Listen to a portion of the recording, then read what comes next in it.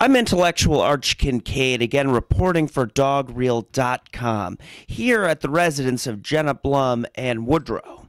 Jenna is spearheading a movement for an enclosed dog park within Boston. A lot of controversy has surrounded this issue, but I will let her fill you in on that. My name is Jenna Blum, and I live on Phillip Street in Boston, which is right on Beacon Hill, and I own a black lab named Woodrow, who's 2 years old, and he is very active, as those of you with labs know. If he doesn't get probably an hour of running in every day, then he's kind of a nuclear explosion just waiting to happen. So one of the things that I've recently dedicated myself to doing is trying to find a safe place for Woodrow to play. Currently, we do have a space on the Boston Common that is a dog recreational space where the dogs can be off leash during certain hours of the day, but the city of Boston is going to be removing that space from the dog owners for refurbishment of the turf. There has been a pilot program for the last perhaps decade allowing dogs to run off leash during certain hours, 5 in the morning to 9 in the morning and 5 in the evening to 9 in the evening.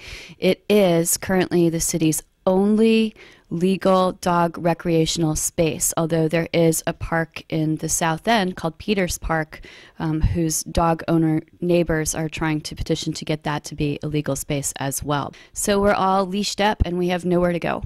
Now, Jenna, as far as what one would call dog friendliness, how does Boston rank in the nation compared to other large urban centers?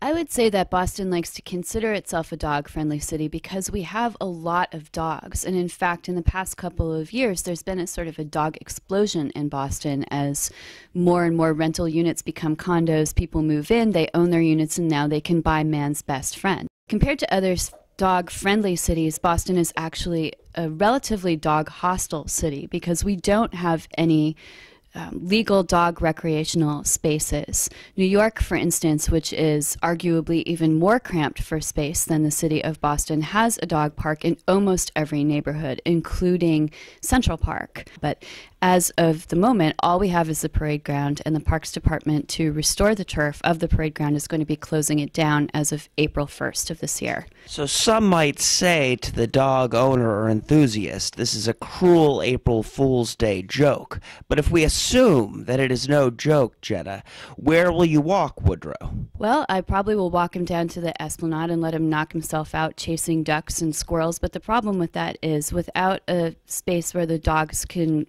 run safely, they also run the risk of getting in the paths of joggers, of rollerbladers, of bicyclists, of children who might be scared of dogs, and so on. They also miss out on the opportunity to socialize with other dogs, which any vet or any dog owner will tell you is a necessity. So we are looking at, yes, having another off-leash program designated on the Common as soon as possible, so we literally have a place to go with our dogs while the parade ground is being shut down.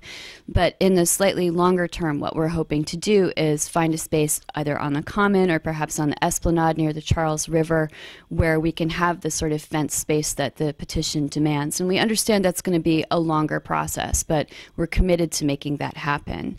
Now, Jenna, how can people who want to have a safe area for dogs to roam and exercise, how can they get involved and ensure that that will become a reality for the future, for the present and for the future in Boston?